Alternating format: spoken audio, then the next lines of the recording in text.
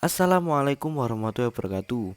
Saya Ahmad Rizal Effendi, NIM 1702126055520 ingin mempresentasikan bab 11 dari buku Linguistik Bandingan Historis yang berjudul Negeri Asal Bahasa Austronesia.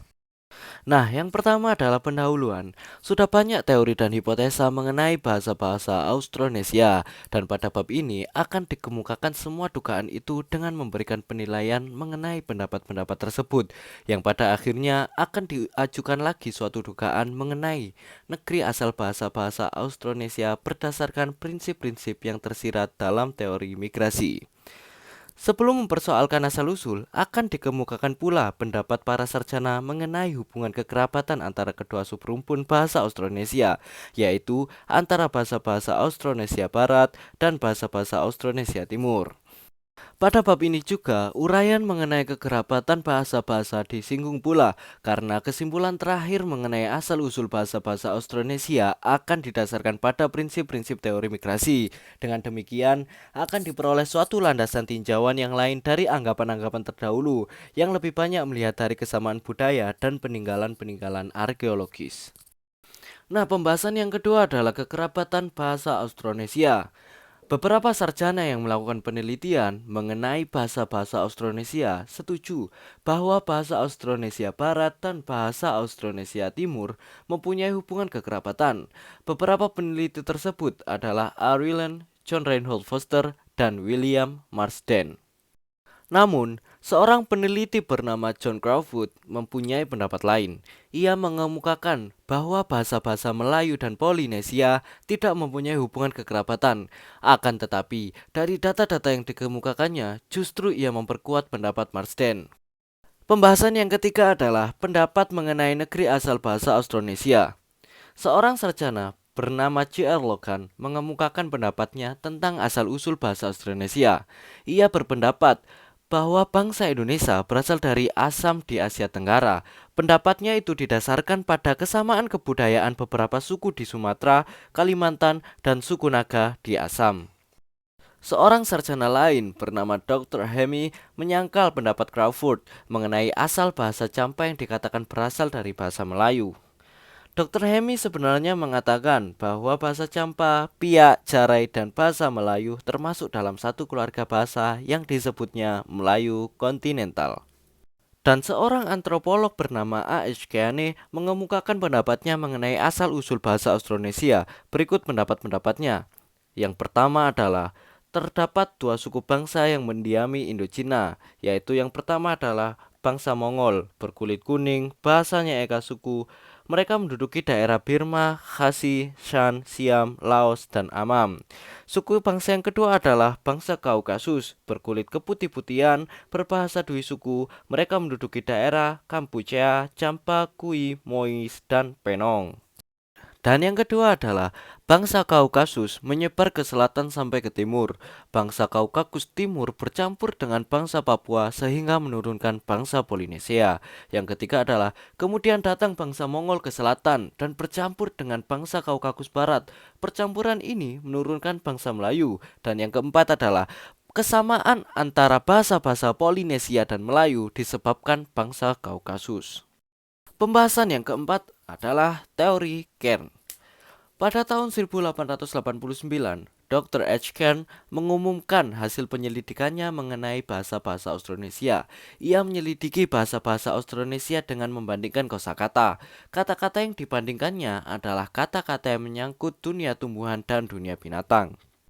Untuk sampai kepada tanah asal bahasa-bahasa Austronesia, Kern mengemukakan pendapatnya sebagai berikut. Yang pertama adalah dengan membandingkan kata-kata dari dunia tumbuh-tumbuhan, maka ia menetapkan bahwa negeri asal bahasa Austronesia haruslah berada di antara garis balik atau setidak-tidaknya sedikit di luar garis itu. Tumbuh-tumbuhan yang dipergunakan Ken adalah tebu, nyiur, bambu, buluh, padi, ketimun, pandan, ubi, jelatang, talas, dan tuba sebanyak 12 kata. Mustahil bahwa bentuk yang sama bagi nama tumbuh-tumbuhan itu yang terdapat di wilayah Selandia Baru dan Malakasi terjadi hanya karena kebetulan. Apalagi melihat kenyataan lain bahwa bahasa-bahasa itu membedakan lagi dengan cermat empat jenis bambu, yaitu buluh, petung, Awi, dan Awur.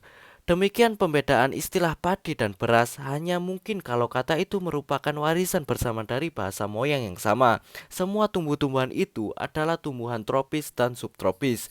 Sebab itu, negeri asal harus berada di antara garis balik. Dari penelitian mengenai dunia binatang, maka tampak bahwa negeri asal bangsa-bangsa Melayu Polinesia haruslah berbatasan dengan laut. Hal itu terbukti dari nama-nama yang sama atau mirip untuk bermacam-macam binatang laut, seperti hiu, gurita, udang, ikan, pari, dan penyu. Semuanya 5 kata. Di samping itu, nama-nama binatang yang umum juga terdapat pada semua bahasa-bahasa itu dengan bentuk yang sama atau mirip, seperti nyamuk, lalat, kutu, telur kutu, laba-laba, tikus, anjing, babi, bangau, buaya, tuna. Semuanya 11 kata. Pendapatnya yang ketiga adalah dari semua keterangan di atas, ia menurunkan lagi kesimpulan ketiga bahwa negeri asal bukan saja berbatasan dengan laut, tetapi harus berada di daerah pantai. Hal ini terbukti lagi dari beberapa kata yang menunjukkan bahwa mereka adalah bangsa pelaut. Nah, berdasarkan ketiga sumber ini, Kern menyimpulkan lagi bahwa yang keempat, negeri asal harus terletak di Indonesia atau pantai timur Indochina, yang paling utara di sebelah selatan Cina atau sekitar garis balik utara, serta di sebelah selatan tidak lebih jauh dari Pulau Jawa. Berdasarkan ketiga bidang tersebut, agak sulit untuk menentukan negeri asal bahasa-bahasa Melayu Polinesia. Sebab itu, ia mencari faktor-faktor lain yang disebutnya faktor negatif dan faktor positif, yaitu pendapatnya yang kelima, faktor negatif dan faktor positif.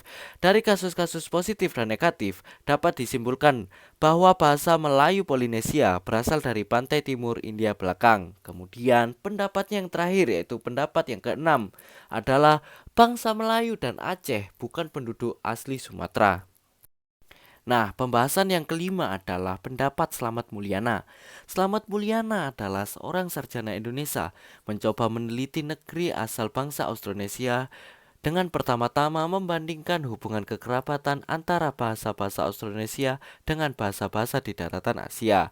Beberapa catatan penting dari pendapat Slamet Mulyana yang perlu diperhatikan adalah yang pertama, pengertian Austronesia dipakai untuk suku-suku yang sudah mendiami Nusantara pada waktu itu, dan andai kata ada perubahan yang terjadi pada bahasa-bahasa itu, maka hal itu terjadi karena pengaruh bahasa-bahasa dari daratan Asia.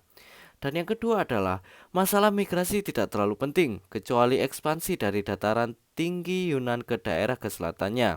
Andai kata terjadi migrasi, maka migrasi itu tidak terjadi secara besar-besaran, sedangkan pengaruh mereka atas bangsa-bangsa Austronesia terjadi karena watak bangsa itu yang suka menerima orang-orang dari luar. Kemudian pendapatnya yang ketiga adalah pengaruh dari daratan Asia menyangkut hampir semua kata dasar, suatu hal yang bertentangan dengan pendapat yang diterima dalam linguistik historis komparatif yang berpendirian bahwa kosakata dasar sukar berubah. Dalam analisanya, beliau menunjukkan bagaimana terjadi perubahan pada kata bilangan, kata penunjuk, dan sebagainya karena pengaruh dari daratan Asia. Dan pendapatnya yang keempat adalah penyebaran pengaruh daratan Asia terhadap bahasa-bahasa Austronesia mula-mula berlangsung pada bahasa Batak. Kemudian bahasa Batak yang sudah mendapat pengaruh tersebut mempengaruhi pula bahasa-bahasa Austronesia yang lain, ke timur sampai di Polinesia, ke barat sampai di Malagasy. Kemudian pembahasan yang keenam adalah teori Dien. Isidore Dien mengajukan sebuah teori mengenai tempat asal bahasa-bahasa Austronesia dengan mempergunakan leksikostatistik sebagai landasannya. Di samping itu, ia mempertimbangkan kemungkinan lain dengan mempergunakan evidensi-evidensi tambahan sebagai kemungkinan yang perlu dipertimbangkan. Landasan yang pertama adalah migrasi berdasarkan leksikostatistik. Dien membagi seluruh wilayah bahasa Austronesia atas 4 wilayah, yaitu yang pertama adalah wilayah barat, meliputi Indonesia, Sarawak, daratan Asia Tenggara, dan Madagaskar. Wilayah yang kedua adalah wilayah barat laut, meliputi Taiwan, Filipina, Kalimantan Utara, dan Brunei. Wilayah yang ketiga adalah utara dan timur, meliputi Mikronesia dan Polinesia. Dan wilayah yang keempat adalah wilayah tengah, meliputi daerah Irian Timur dan Melanesia. Mengenai bahasa-bahasa yang terletak Dalam keempat wilayah tersebut, diusulkannya suatu pembagian yang agak lain dari pembagian yang dikemukakan oleh ahli-ahli bahasa lainnya. Pembagian yang diusulkan berdasarkan leksikostatistik itu adalah Austronesia. Yang pertama ada Irian Timur dan Melanesia, dan yang kedua Melayu Polinesia, yang terdiri dari yang pertama Hesperonesia, yaitu bahasa-bahasa Indonesia Barat, yang kedua Maluku, yang terdiri dari Maluku, Sumba, Flores Timur, dan yang ketiga adalah Heonesia, yang terdiri Polinesia dan Mikronesia. Berdasarkan data leksikostatistik, Dian menyimpulkan bahwa negeri asal bahasa-bahasa Melayu Polinesia berada di Melanesia, yaitu di daerah Melanesia dan Irian Timur. Dan landasan yang kedua adalah migrasi berdasarkan evidensi tambahan. Di samping teori mengenai negeri asal berdasarkan leksikostatistik, Dian mengajukan juga kemungkinan lain dengan memperhitungkan unsur-unsur yang non-leksikostatistik. Dari unsur-unsur non-leksikostatistik, ia mengajukan dua hipotesa lain mengenai kemungkinan negeri asal bahasa-bahasa Austronesia, yaitu yang pertama adalah hipotesa New Guinea Barat sebagai negeri asal, dan yang kedua adalah hipotesa formasi sebagai negeri asal. Dian akhirnya menyimpulkan bahwa hipotesa Melanesia, New Guinea Timur lebih kuat untuk diterima sebagai negeri asal karena kedudukannya yang sentral sebagai pusat penyebaran. Kedua hipotesa lain harus dianggap sebagai faktor pelengkap yang memberi peluang untuk menyempurnakan atau mengadakan modifikasi mengenai hipotesa yang didasarkan pada leksikostatistik itu. Nah, sampailah kita pada pembahasan yang terakhir, yaitu Indonesia sebagai negeri asal. Dalam usaha untuk menetapkan negeri asal bahasa-bahasa Austronesia akan diperhitungkan beberapa landasan sekaligus, yaitu yang pertama, situasi geografis masa lampau, yang kedua adalah pertumbuhan dan penyebaran umat manusia, dan yang ketiga adalah teori migrasi dan leksikostatistik. Nah, landasan yang pertama adalah situasi geografis. Dalam menetapkan asal-usul bangsa dan bahasa-bahasa Austronesia harus memperhitungkan faktor geografis pada masa lampau. Pergeseran dan pembentukan pulau-pulau disebabkan beberapa sebab, yaitu karena permukaan air laut yang makin tinggi. Selain itu, disebabkan pula oleh pergerakan-pergerakan vulkanis, baik yang menimbulkan pulau-pulau baru ataupun yang menenggelamkan daerah-daerah tertentu karena dislokasi tanah yang luas. Kemudian landasan yang kedua adalah perkembangan manusia. Asal-usul bangsa-bangsa Austronesia harus dilihat pula dalam kaitannya dengan sejarah perkembangan dan pertumbuhan umat manusia secara keseluruhan. Kemudian, landasan yang ketiga adalah leksikostatistik dan teori migrasi. Dari data-data leksikostatistik akan dihasilkan tingkat-tingkat kekerabatan atau tahap-tahap perpisahan antara bahasa-bahasa berkerabat. Bila telah diketahui tingkat kekerabatan atau waktu perpisahan itu, maka langkah berikutnya adalah penerapan teori migrasi atas tingkat-tingkat kekerabatan itu dengan berusaha menemukan pusat penyebaran atau negeri asal bahasa-bahasa berkerabat tadi. Seperti sudah dikemukakan dalam bab 10, khususnya halaman 190 sampai 192 mengenai migrasi bahasa. Teori migrasi bahasa didasarkan pada dua dalil utama, yaitu yang pertama adalah wilayah asal atau negeri asal atau juga biasa disebut homeland. Bahasa-bahasa kerabat merupakan suatu daerah yang berkesinambungan. Kemudian dalil yang kedua adalah jumlah migrasi yang mungkin direkonstruksi untuk menetapkan negeri asal atau wilayah asal akan berbanding terbalik dengan jumlah gerak perpindahan dari setiap calon negeri asal. Dalil pertama jelas dengan sendirinya. Tidak mungkin suatu bahasa tiba-tiba muncul dalam dua daerah yang berlainan atau dalam dua daerah yang terpisah. Dalil kedua mengandung implikasi bahwa tidak ada orang atau kelompok orang yang akan berpindah tempat kalau tidak terpaksa. Negeri asal yang mula-mula merupakan kesatuan geografis akhirnya terpisah-pisah karena naiknya permukaan laut atau karena gerakan vulkanis dan tektonis. Sebab itu, negeri asal nenek moyang bangsa Austronesia haruslah daerah Indonesia dan Filipina, termasuk daerah-daerah yang sekarang merupakan laut dan selat, yang dulunya merupakan kesatuan geografis. Dengan demikian, prinsip atau dalil pertama teori migrasi terpenuhi.